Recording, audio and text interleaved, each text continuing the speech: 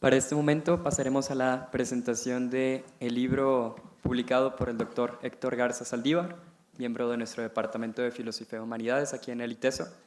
El título del libro es Un pequeño Dios, hacia una filosofía primera de la historia en perspectiva subiriana.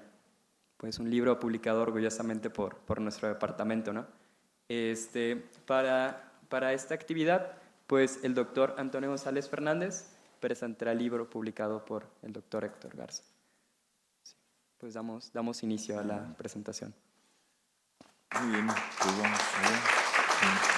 Pues nada, bueno, pues como decía el compañero, es un libro bien editado, vamos a empezar de fuera adentro, ¿no? Sí, es un libro que, bueno, se ve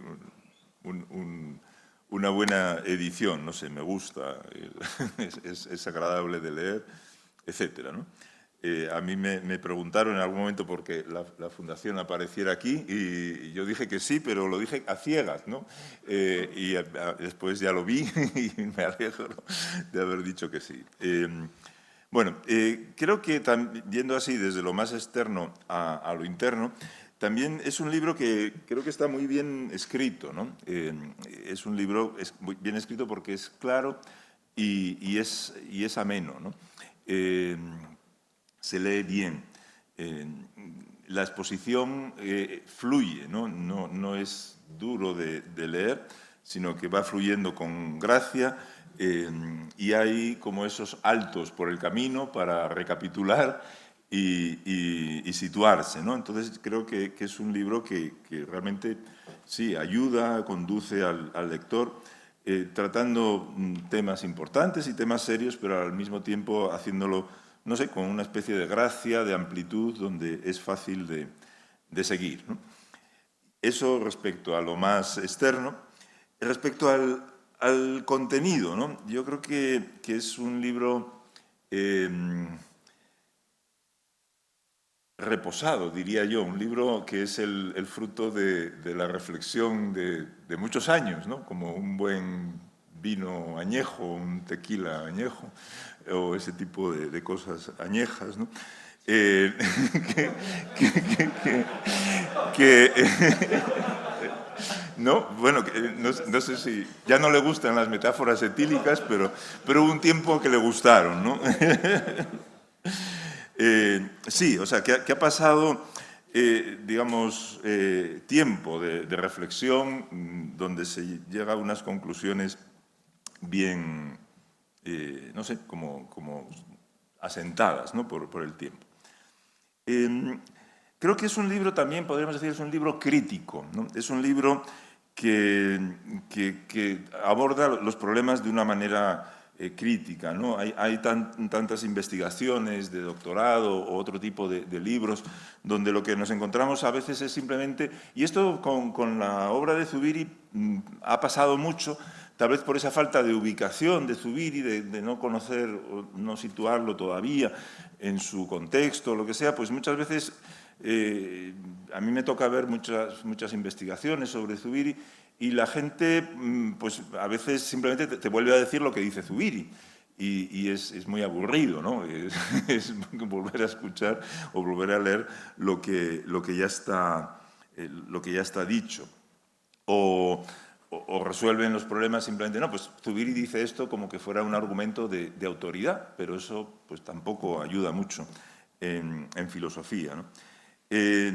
Aquí no, nos encontramos con un libro que es crítico. Es decir, es crítico ¿por qué? Bueno, yo creo que una parte es por la importancia que se le da en la obra al diálogo con otros autores. Es decir, por ejemplo, se aporta, el planteamiento tiene en cuenta digamos, los problemas o algunos de los problemas o de los autores más, o algunos de los autores más relevantes, no tanto como filósofos de la historia, sino como autores contemporáneos que son relevantes para la filosofía de la historia, ¿no? Pues aquí aparece la hermenéutica de Heidegger, de Gadamer, aparece la Escuela de Frankfurt, Habermas, aparece Dilthey.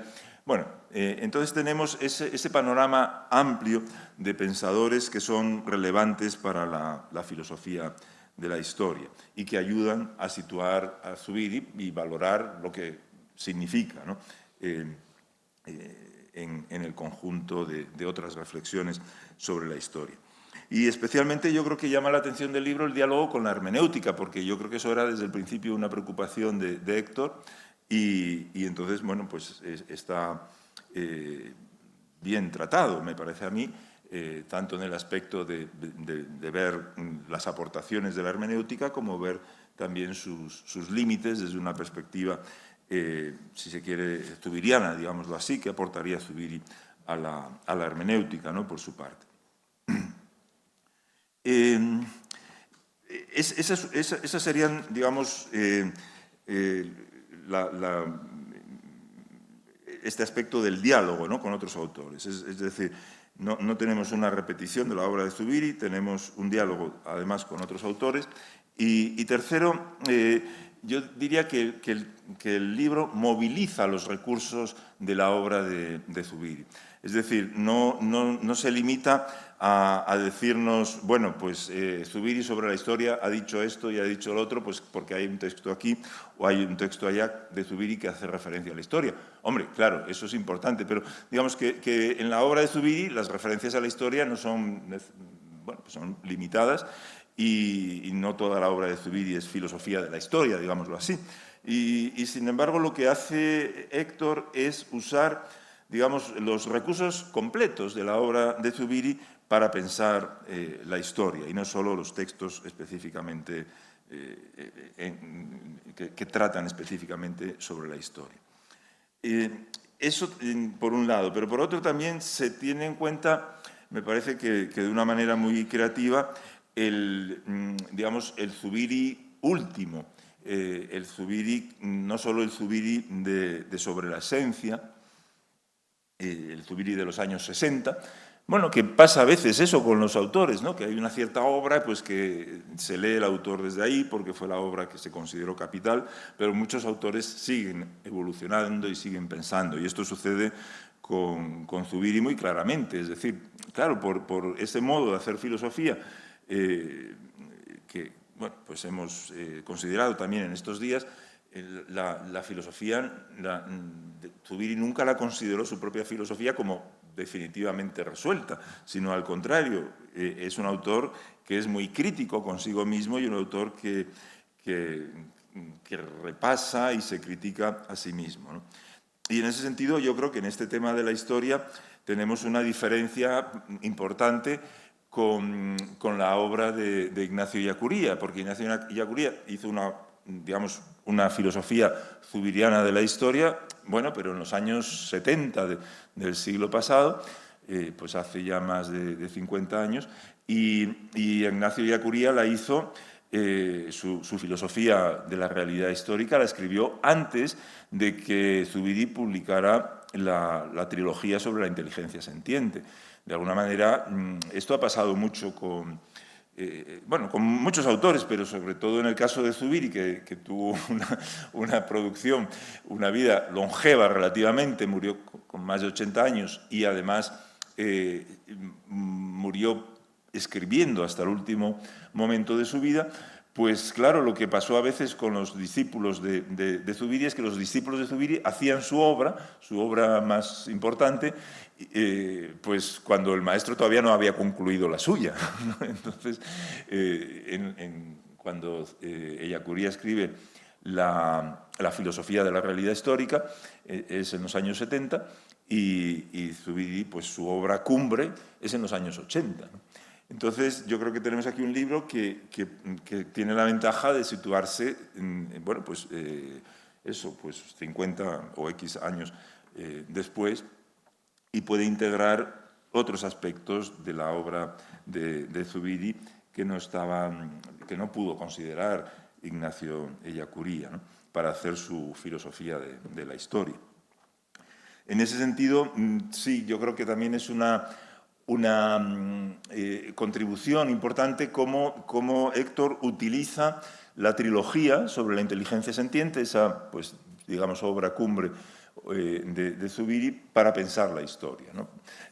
Claro, hay elementos donde la razón tiene un carácter histórico, ¿no? Y entonces Zubiri trata de eso, pero no se trata solo de eso, ese sería el aspecto, si se quiere, epistemológico. La razón, pues sí, tiene historicidad, porque tiene, digamos, las posibilidades que unos se apropian, las que unos descubren, pues son fuente de nuevas posibilidades para otros. Hay esa historicidad de la razón.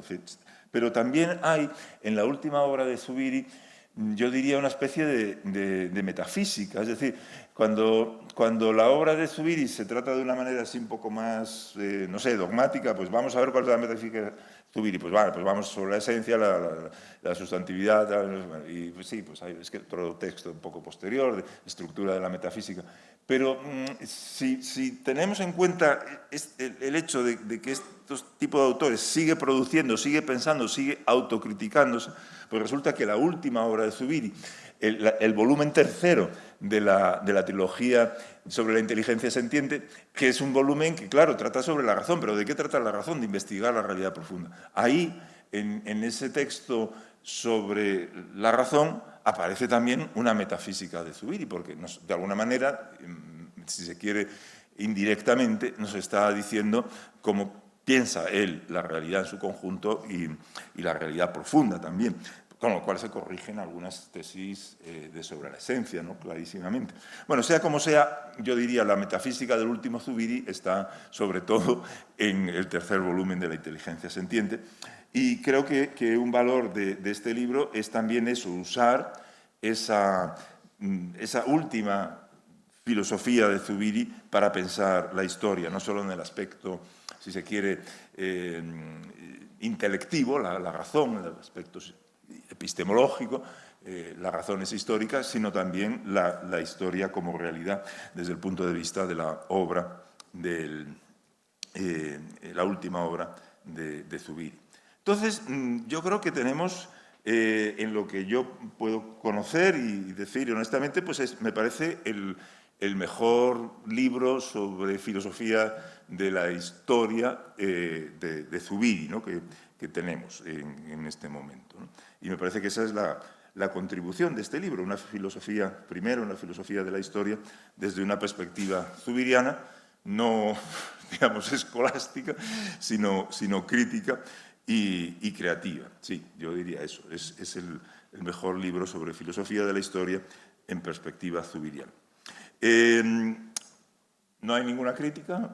Bueno, yo diría, yo no diría, no una crítica a Héctor Garza, sino yo creo que yo haría, tal vez aquí me atrevería a hacer alguna crítica a Zubiri. O sea, a mí me parece que en Zubiri, lo hemos visto un poco estos días, no queda del todo clara la diferencia entre acto y realidad, entre el aparecer y lo que aparece, como queramos decirlo, ¿no? A mí me gusta hablar del surgir y lo que surge. Bueno, sea como sea, yo creo que eso para una filosofía de la historia, ya no de Zubiri, sino un poco más allá de Zubiri, sería, digamos, tener en cuenta que la historia no es solo realidad, sino que es el surgir de la realidad. Que la historia tiene una dimensión invisible, los actos son invisibles, la realidad es visible, por así decirlo. Los actos son actualización, pero no se actualizan. Bueno, eso, ya digo, no es una crítica al libro, porque no es lo que el libro quiere hacer, es la única reflexión crítica que se me ocurre hacia la posibilidad de pensar la historia como praxis y no solo como realidad histórica, ¿no? Pero eso ya es una crítica a Zubiri. De hecho, el libro, en cierto modo, también hace algo de eso, porque piensa la historia sobre todo como praxis y no solo como realidad histórica, aunque, digamos, dentro de las categorías de Zubiri. Bueno, en cualquier caso, eso, creo que tenemos la mejor filosofía de la historia zubiriana, ¿no? hasta la fecha. Y en ese sentido, pues decirles que no sé, que me parece que hay una realidad importante, ¿no? del pensamiento zubiriano en México y, bueno, pues especialmente en el ITESO, ¿no? Hay ya una realidad y hay una posibilidad, ¿no? de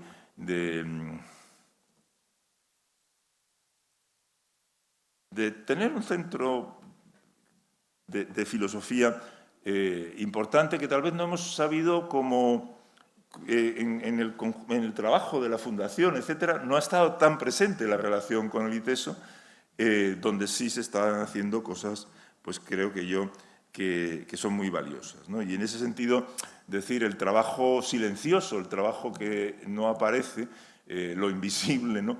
Pues sí rinde frutos, rinde realidad, ¿no? Y, es decir, al final lo oculto, lo invisible, lo que transparece también aparece, ¿no? Produce y rinde resultados. Y en ese sentido, pues felicitar al ITESO y al profesor Héctor Garza por este libro, ¿no? Por este resultado de su trabajo.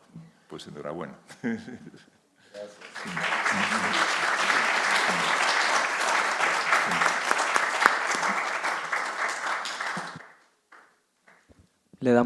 Cedemos la palabra al doctor Héctor Garza Saldívar.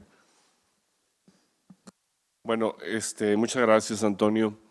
Y sí también es conveniente explicitarlo que este libro, pues sí debe mucho de su inspiración a justamente a Antonio, a su trabajo que él hizo y realizó en su tesis doctoral.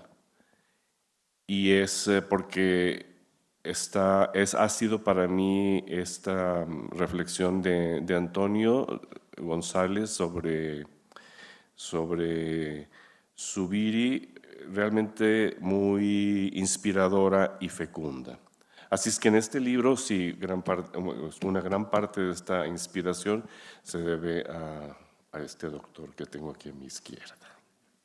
Muchas gracias.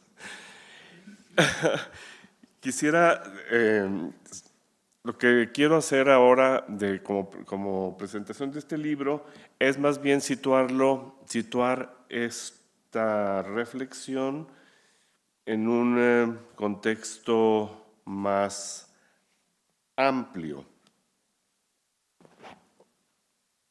Soy consciente primero, para empezar, de que presentar a estas alturas del tiempo el primer cuarto del nuevo milenio, el primer cuarto del siglo XXI, un libro de filosofía, es inmediatamente poner una nueva piedra en el muro de lo que nuestra época o gran parte de las opiniones de nuestra época califica de inútil. Y tal vez también aumentar el volumen de los libros que se amontonan en bodegas de librerías y de universidades. Y quizá también abandonar a su suerte una obra que una vez presentada tal vez correrá el sino de tantas otras que se amarillean en la oscuridad del olvido. Y digo esto porque pienso que la filosofía ha dejado de ser interesante. Las preguntas que se hace y las respuestas a esas cuestiones son vistas las más de las veces en el ambiente general como inútiles porque no son inmediatamente aplicables ni en la vida cotidiana, ni en la economía, ni en la ciencia, ni en la política, ni en la religión. Dijéramos que entra en el ámbito de los saberes esotéricos, oscuros y poco entendibles. Y creo que en esto hay algo de razón. El saber filosófico no es un saber primero con respecto a nuestras necesidades y a las exigencias de las cosas. Como dice el adagio, primero comer que ser cristiano, ¿no? Esto es lo primariamente interesante, lo cual nos lleva a decir que el filosófico es un saber segundo que brota de los problemas y las preguntas que con respecto a ese primer saber nos plantea nuestra existencia y nos plantean las cosas con las que estamos. La dificultad surge cuando ese saber primero nos avasalla y nos deslumbra de tal modo que el segundo saber deja de ser interesante. Ya no dinamiza ni fecunda nuestro interés, cooptado por el cúmulo de necesidades y de problemas que va cubriendo el primer saber más o menos exitosamente. Pero sin embargo, ese primer saber no responde las preguntas que surgen de nuestro existir ni los problemas que nos van planteando las cosas en las que estamos. El saber primero los esconde al principio y los descarta como no relevantes después. Quizá esto también ha conducido a la paulatina desaparición del pensar filosófico, del interés general, hasta casi convertirse en un aditamento ornamental, inútil e irrelevante en el ámbito educativo. No se trata de una nueva situación. Ya desde mediados del siglo pasado, Javier Zubiri, en uno de sus libros de esa época, del mediados del siglo pasado, explicitaba pues un poco esto, ¿no? Dice, y lo cito a él: la urgencia arrastra al hombre contemporáneo y su interés se vuelca en lo inmediato. De ahí la grave confusión entre lo urgente y lo importante, que conduce a una sobreestimación de las decisiones voluntarias respecto a la remota e inoperante especulación teorética. La teoría va quedando tan alejada de la vida que a veces lo teórico es sinónimo de lo no verdadero, lo alejado de la realidad. Pues la situación no es nueva, pero sí creo que se ha agudizado y complicado. Y se ha complicado también en parte, quizá, porque el mismo saber segundo, el filosófico, responde a aquellas preguntas y aquellos problemas en el mismo ámbito que el saber primero, más inmediato, más práctico, más útil, abre. Y se le va descubriendo como enredado en signos lingüísticos y en interpretaciones de las que no se puede escapar y que se sustentan finalmente en nada. Esa nada que sustenta nuestra propia radical e insuperable finitud. Somos conscientes de que se han hecho muchos diagnósticos desde finales del último cuarto del siglo pasado sobre nuestro tiempo, sobre nuestra situación intelectual, etc.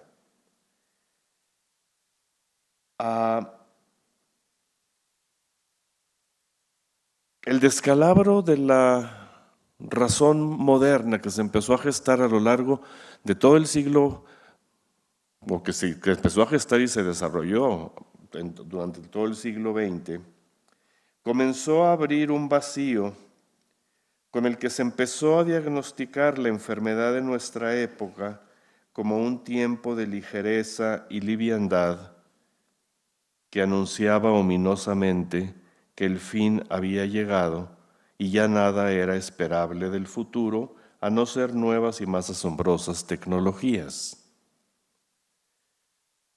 Pero esa filosofía, sobre todo es el pensamiento de la última parte del siglo XX que conocimos con ese nombre tan pomposo y presuntuoso de postmodernidad, esa filosofía, como el uróboros, se mordía su propia cola y se desvanecía poco a poco en retazos de interminables exégesis de Heidegger, en un monótono repetir con diferentes tonalidades y coloraturas el lenguaje sobre el lenguaje, el establecimiento de la hermenéutica como el punto irrebasable del pensamiento y la conversión de la verdad en un asunto del hablar y, por tanto, como cuestión de consenso discursivo. Finalmente, todo más bien es problema de las palabras y de las cosas que esas palabras y su orden determinan, como lo describe Michel Foucault en su libro Las palabras y las cosas.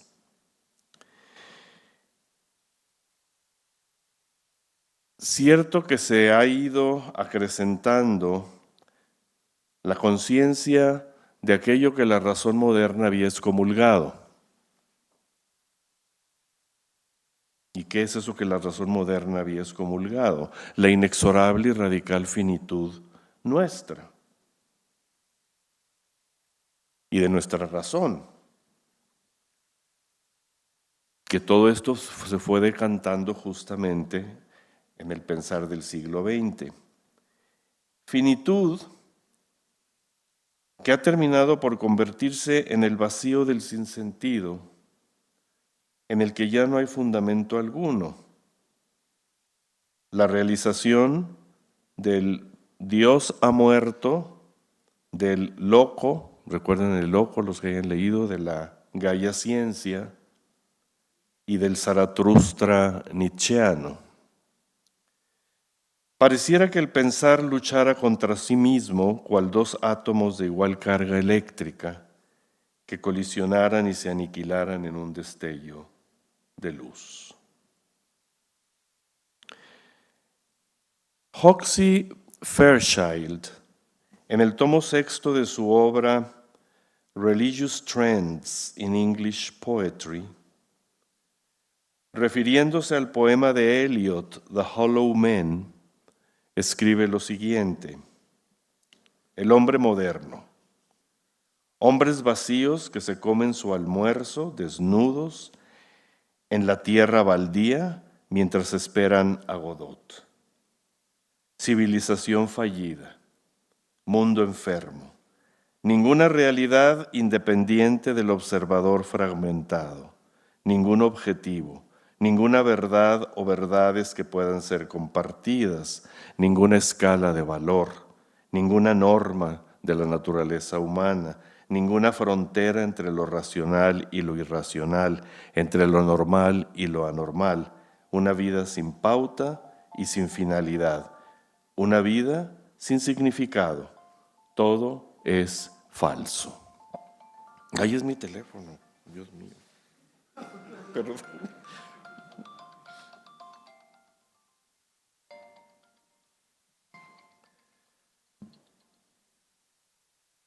Ay, perdón, no lo encuentro. ¿Eh? Ay, perdón. ¿Qué? Sí, suena como carrito de nieve. Ya. Perdón.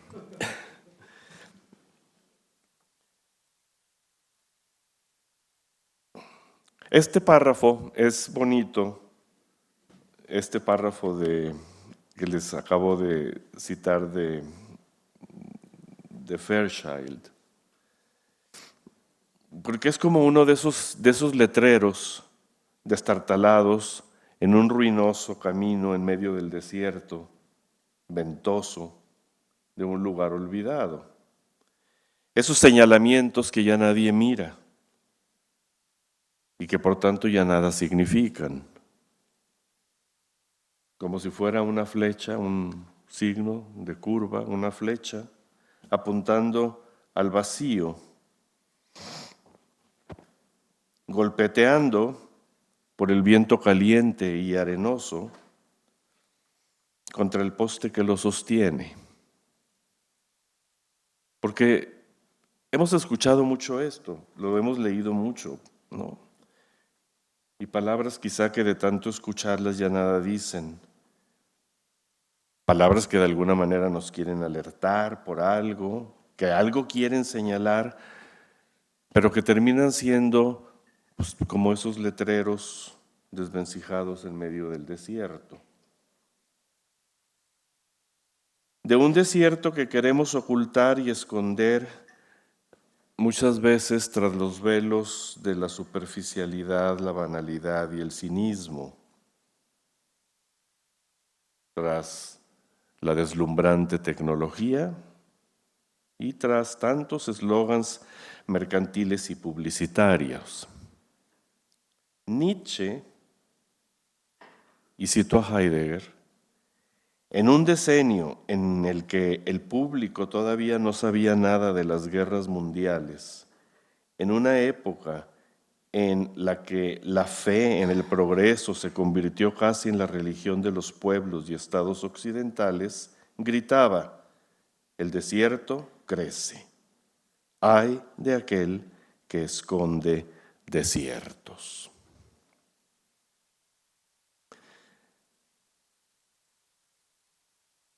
También escondido el desierto en el que vivimos, que terminamos nosotros mismos por negarlo, como aquello que ahora se ha puesto tan en boga, ¿no? en nuestro hoy político electoral, aquello de que una mentira repetida 1000 veces termina siendo verdad.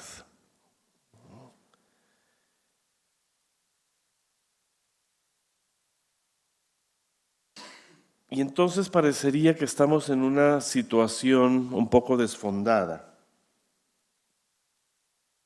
porque tal vez, o cuando la razón moderna se ha resquebrajado, no quedan asideros firmes en los cuales apoyarse y desde los cuales sea posible hacer propuestas fecundas y aceptables.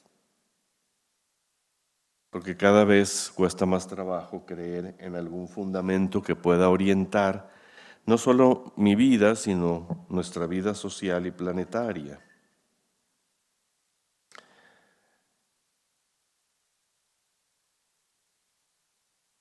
La filosofía, como ese saber segundo del que hablábamos, desde siempre ha pretendido ser un saber radical de la ultimidad, de la totalidad de lo real, de sus principios o fundamentos, a fin de que podamos encontrar ciertos puntos firmes de apoyo donde poder anclar nuestras creencias y nuestra inquietud frente a la vida y frente al mundo en que vivimos. No podemos abandonarnos sencillamente a aquella situación vislumbrada por Dostoyevsky en Los hermanos Karamazov, y lo cito a Dostoyevsky: si Dios ha muerto, todo es posible. En donde este todo es posible de Dostoyevsky no significa la potenciación del ser humano, sino su pérdida en el abismo de la resignación individual y el abandono. Y el paradójico servicio de la filosofía es justamente alumbrar los desiertos, no esconderlos, ni pintarlos, ni disimularlos, ni enmascararlos. Tal vez solo alumbrando los desiertos que crecen es como nuestra época encontrará el camino de la verde llanura en lontananza. Y esta es la labor del pensamiento, porque pensar y esperar es lo mismo, porque el pensamiento en su oculta y enigmática esencia no es otra cosa que esperanza. Y en este contexto es que hemos vuelto la vista a Javier Zubiri en este libro, en el que se apunta, sí, la finitud humana, pero no una finitud que nos arroja a la vorágine del mero sinsentido, ni a un vacío que hay que llenar de una cosa y otra mientras flotamos en una levedad insoportable que hay que sobrellevar como mejor se pueda, sino un ser humano finito, pero que en esa su finitud se planta y se sostiene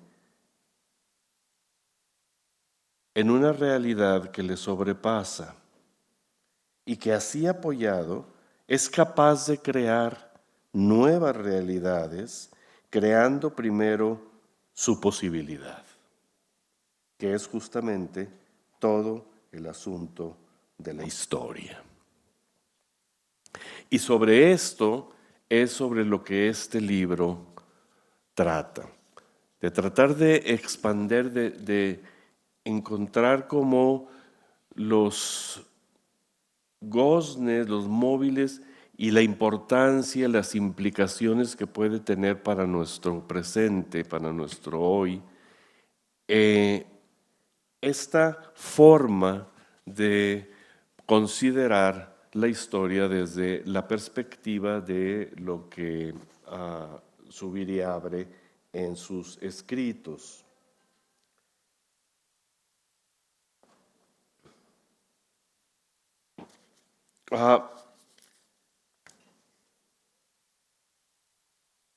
Rescata, creo yo, Zubiri, desde una perspectiva que muy ampliamente podemos llamar fenomenológica, un fundamento que nos reorienta y resitúa. Nuestra radical implantación en la realidad por la que somos personas y la física realidad de las cosas de la que penden nuestras ideas y nuestros sentidos o significados de las cosas. Y desde aquí replantea la novedad de aquel continente incógnito que la modernidad había puesto de relieve, la historia, de una manera original y sugerente. Independientemente de las reflexiones teóricas que sobre esto se puedan hacer, podemos decir que desde esta perspectiva la historia, en una formulación que voy a decir muy resumida y muy apretada, como se puede desprender de aquí, ¿no?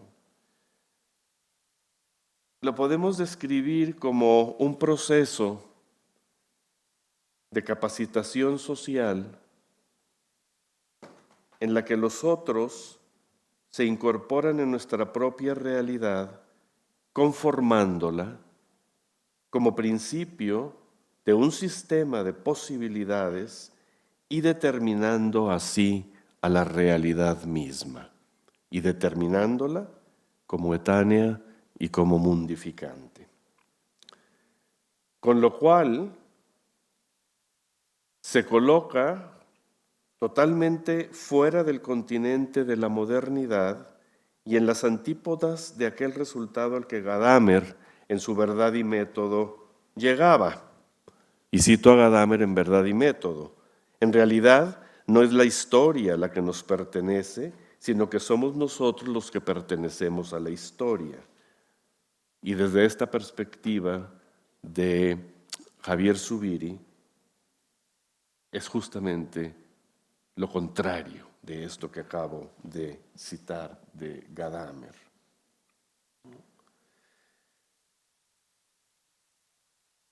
Zubiri expresamente en algún momento dice, parafraseando la frase de Jesús en el Evangelio de el sábado se hizo para el hombre y no el hombre para el sábado. Dice Zubiri, la historia y la sociedad están hechas para el hombre y no el hombre para la historia y la sociedad.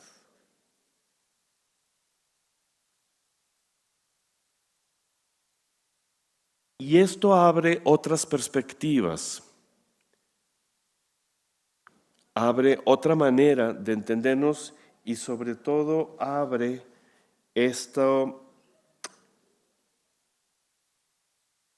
nos sumerge como en este inagotable mundo de la realidad, en el que siempre estamos y nos movemos, y esta realidad que nos fuerza a ir siempre a la búsqueda de lo que realmente somos y de lo que realmente son las cosas, y de lo que tanto nosotros como las cosas podamos ser, yendo más allá de lo ya tenido individual, social y culturalmente.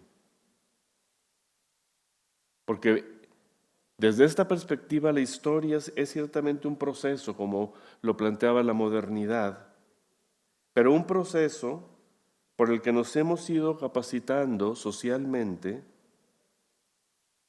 para alumbrar posibilidades inéditas de la realidad.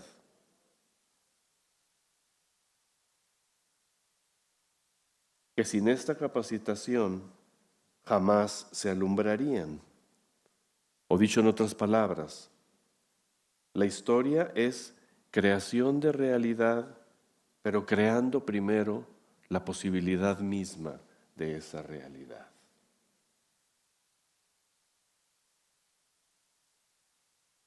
Y por tanto, no se trata tan solo de la búsqueda del fondo de lo que nosotros, las cosas, nuestra convivencia social, nuestra moralidad concreta son actualmente, sino lo más importante y fundamental es la búsqueda creadora de lo que ellas pueden ser.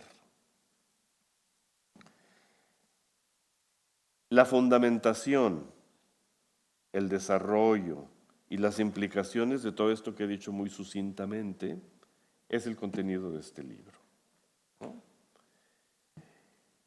Y esto no es más que un desarrollo de las múltiples sugerencias que el pensamiento histórico del filósofo español tiene para la comprensión de lo que la realidad histórica es y de sus implicaciones en el contexto del pensamiento actual para nuestra manera de enfrentarnos a ella desde nuestra concreta situación.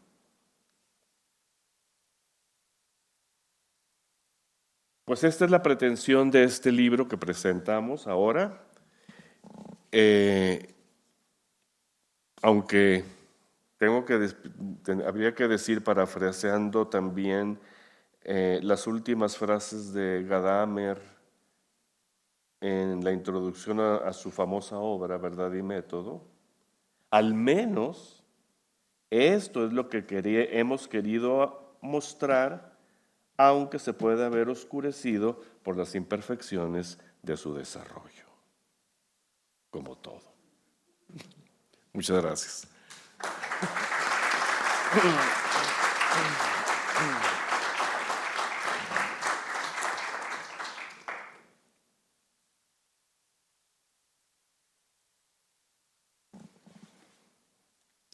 Pues le damos las gracias al doctor Antonio González Fernández por sus valiosos comentarios y al doctor Héctor Garza Saldívar por sus fecundas reflexiones en este libro. Sin duda nos van a ser de mucho valor. El momento posterior consiste en el cierre de esta Semana de la Filosofía por el el maestro Rubén Ignacio Corona Cadena, director de nuestro Departamento de Filosofía y Humanidades.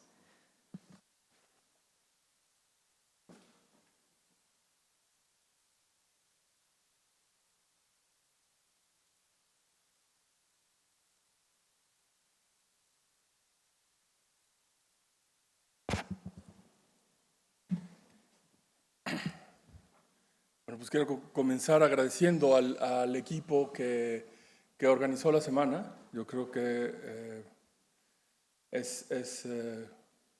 ha sido una semana de la que modestamente podemos estar contentos, yo creo.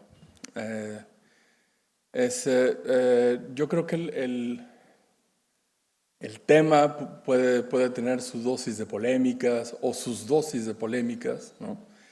Algunos que están a favor, otros que están en contra, otros que solo están a favor hasta que toman una poca de distancia, pero la distancia sirve para aclarar las cosas, ¿no? Dice el propio Zubiri. Que yo creo que mal que bien se ha cumplido el propósito que habíamos enunciado desde el principio. Habíamos presentado un poco una imagen del filósofo tal como la mayoría se lo imagina, ¿no?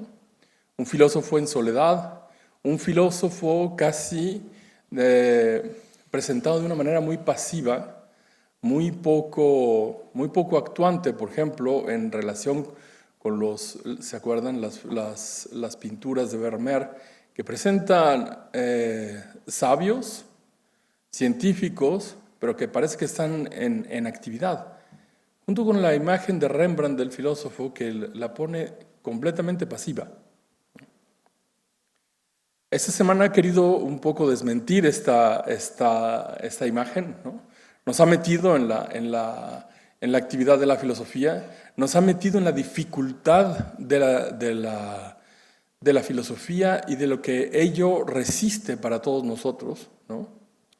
La filosofía no es un saber que se entrega con facilidad, ¿no? La filosofía no es algo que está simplemente, o como hubiéramos dicho, ¿no? Como las cosas, ¿no? Al alcance de la mano, sino que hay que hacer un esfuerzo para poder, como decía Antonio González, ¿no? Tener unas esquirlas de verdad sobre la realidad a partir de esta reflexión.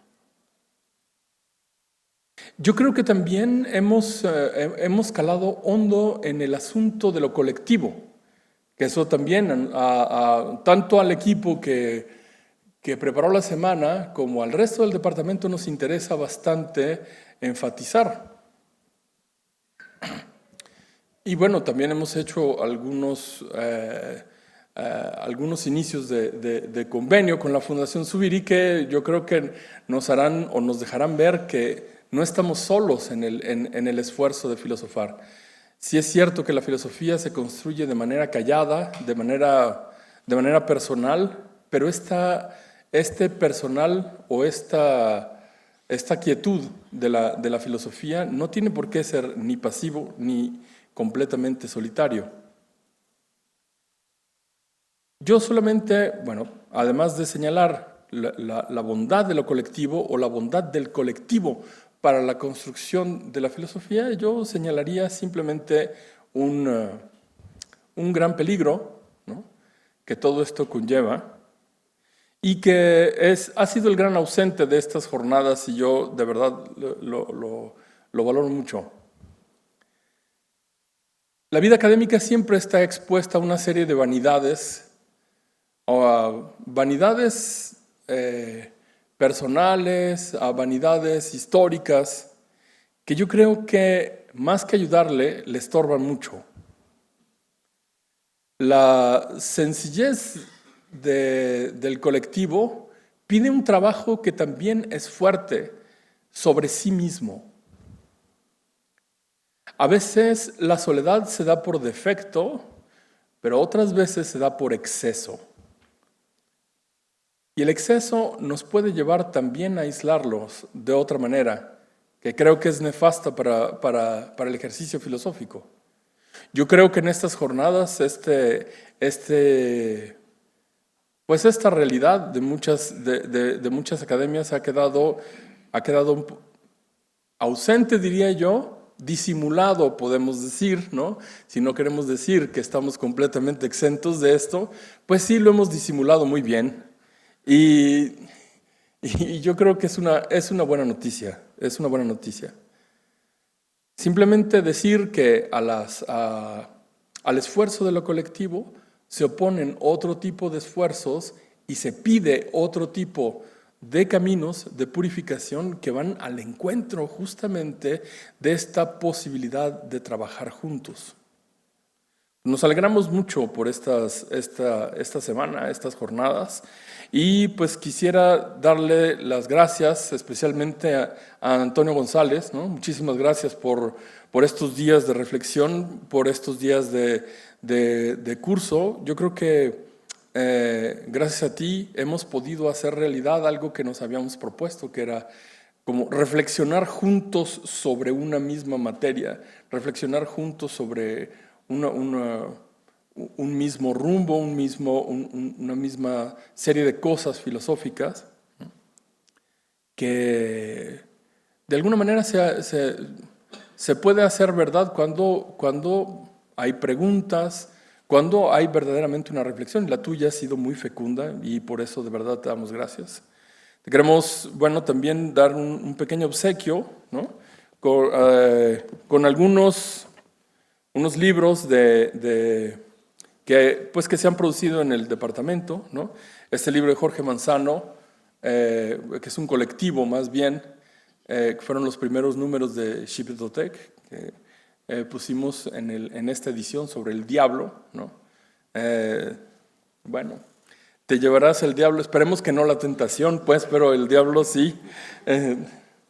Esa traducción que hizo Pedro Reyes de un libro de Jean Grondin sobre Kant, ¿no? Emmanuel Kant, antes y después. Y este libro es un libro original de Miguel Fernández, ¿no? Se llama Ética y Racionalidad, son discusiones, ¿no? Con la ética contemporánea. Pues muchísimas gracias por todo, Antonio.